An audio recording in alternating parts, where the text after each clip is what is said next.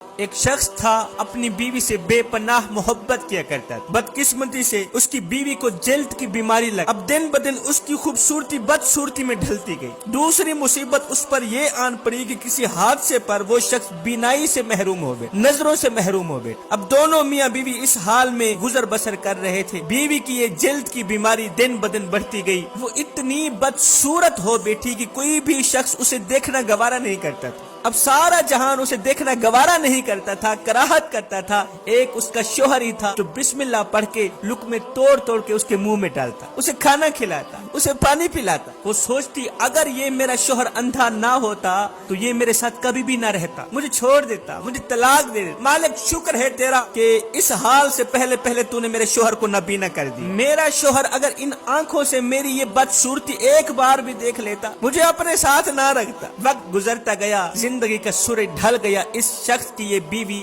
فوت ہو گئی، اس کا انتقال ہو گیا۔ اس کی جدائی میں، اس کے صدمے میں شوہر نے اپنا سب کچھ فروخت کر دیا، یہ شہر چھوڑ کر دوسرے شہر جانے کا فیصلہ کیا۔ جب دوسرے شہر جانے لگا تو کسی نے راستے میں آواز لگائی، او اندھے، او نابینے، اب تک تو تمہاری بیوی تمہاری آنکھیں بنی ہوئی تھی، وہی تمہیں پکڑ پکڑ کر چلاتی تھی، کھلاتی تھی، پلاتی تھی، اب کون تیری فکر کرے گا؟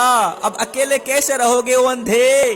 اس شخص نے کہا، او بھائی میں اندھا نہیں ہوں، میں اندھا بنا ہوا تھا۔ او مجھے اندھا سمجھنے والے، میں نابینا نہیں ہوں، الحمدللہ میری آنکھیں کام کر رہی ہیں، دیکھو میں نابینا نہیں ہوں، میں نابینا بنا ہوا تھا۔ کہا وہ کیسے؟ کہا میاں میں نابینا جان بوجھ کر ہی بن گیا تھا، وہ اس لیے کہ یہ احساس میری بیوی کے لیے بہت ہی تکلیف دہ ہوتا، بہت ہی تکلیف دہ ہوتا کہ میں اس کی بدصورتی کو دیکھ رہا ہوں۔ میری بیوی ڈرتی تھی کہ کہیں میرا شوہر میری بدصورتی کو نہ دیکھ، اگر اس نے میری اس بدصورتی کو دیکھ لی ہے تو مجھے طلاق دے دے۔ اور میاں میں نے تو یہ جان بوجھ کر ڈرامہ رچایا ہوا تھا کہ میں اندھا ہوں، نابینا ہوں، بس یہ احساس میری بیوی کے لیے تکلیف دہ ہوتا کہ میں اس کی اس بدصورتی کو دیکھ رہا ہوں۔ یہ کہتے ہوئے وہ شخص چلا گیا۔ کچھ دن بعد وہ بھی فوت ہو گیا۔ جب اس کا انتقال ہوا تو خلقت اسے اللہ کا ولی کہہ کر پکار رہی تھی۔ اس کے مرنے کے بعد کسی نے خواب میں اسے دیکھا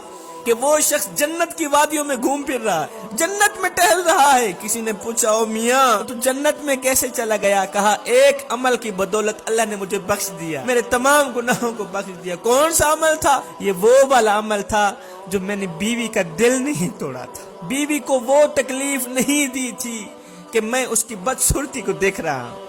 بس یہی عمل میرے اللہ کو اتنا پسند آیا کہ اللہ تعالیٰ نے میرے صغیرہ کبیرہ تمام گناہوں کو بخش